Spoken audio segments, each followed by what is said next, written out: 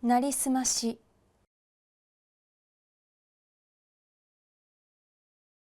身分証が必要ないその世では、あなたに擬態することなど容易にできます。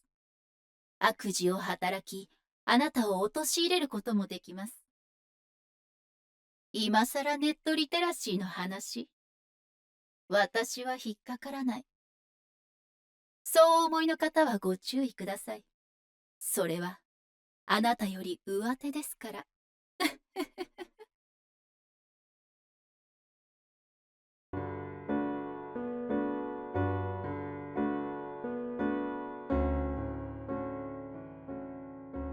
私は物心ついた時から家族は父しかおらず、俗に言う父子家庭でした。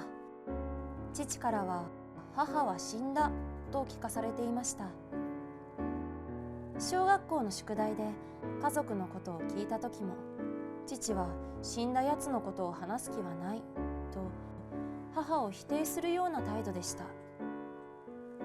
母のことを聞いたら父は怒るんだと学習した私は、それ以来父に母のことを聞かないように気をつけていました。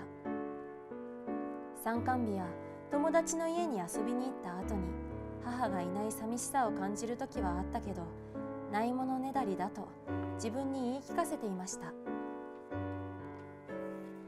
13歳の誕生日に突然母から手紙が届いたんです。内容は元気とかたわいもないものでした。思春期真っ只中だった私は、何を今更と素直に喜べませんでした。それから母の手紙は何通も届きました。手紙の文章から伝わってくる印象や紙に染みた香水の匂いから、きっと優しい母なんだろうと想像しては会ってみたいと思うようになりました。でも父に話したら何て言われるかわからないから、手紙のことは内緒にするようにしました。当時はスマホもなかったので、手紙に書かれた住所から場所や生き方を調べるのも時間がかかりました。死んだと思ってた母に会えるワクワクは、旅行前の準備みたいで楽しかったのを覚えてます。ある週末、父がものすごい剣幕で私の部屋に怒鳴り込んできたんです。手には母の手紙を持ってました。タイミング悪く父のいる時に手紙が届いてしまったんです。手紙のことがバレて父と大喧嘩になり、母のところに行こうと私は戻らないつもりで家を出ました。電車とバスを乗り継いで母の住む家の最寄り駅に着いた頃には夕方になっていました。薄暗くなった知らない街はとても怖かったのですが、印刷した地図を頼りに手紙に書いてあった住所に何とかたどり着きました。住所にはきれいな洋風の戸建てが建っていました。チャイムを前にすると不安な気持ちが出てきました。母は私を分かってくれるかな。大きく深呼吸をしてチャイムを鳴らしました。すると、はーいと澄んだ声が玄関の奥から聞こえ、きれいな女性が玄関から顔を見せました。母はすぐに私だと気づき、迎え入れてくれました。抱き寄せられた母の柔らかな感触と匂いに包まれた時に、私は初めて安心を手にしました。家に入ると私は時間も忘れて話し込んでいました。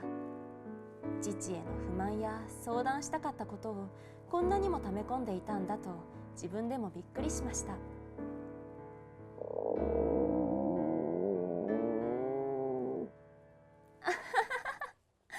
と母と同じタイミングで声を出して笑いました。離れて暮らしていてもやっぱり親子なんだなと思いました。ふと時計を見ると深い時間になっていました。一瞬の沈黙がきっかけで幸せだと感じていた時間が現実に戻って気づいたんです。外見はあんなに見栄えが良かったのに、部屋は汚れてて壁や家具の傷みがひどい。薄暗い中で母の口元だけがはっきりと照らされる。口角が不自然に上がり、微笑んでいるかのように見えました。その微笑みには温かさがなく、冷たく、何かを隠しているような気がしました。その口元は深いシワによって影がぐんと色濃く現れ、不気味に見えました。お父さんが心配するからそろそろ帰るね。ちょっと震えた声、恐怖を押し殺して帰り支度を始めました。ここにいなさい。その声はさっきまで張りのあったみずみずしい母の声ではありませんでした。声を聞いて恐ろしくなった私はこの場から去りたい一心でパッと荷物を取って玄関へ走り出していました。いつの間にか母は足音も立てず私の目の前に立って行く手を塞ぎました。暗闇の中で明かりに照らされた姿はさっきまで会っていた母ではありませんでした。目がぎらりと光り、耳まで裂けた大きな口を開けたシワだらけの年老いたおばあさんでした。私は恐怖のあまりそこからの記憶がありません。気づいた時には私は公園のベンチにいました。周りには誰もいない静かな夜の公園。ただ風が冷たく私の顔を撫でていきました。手にはビリビリに破られた手紙。あれは夢だったのか、本当に起こった出来事なのか、今でも分かりません。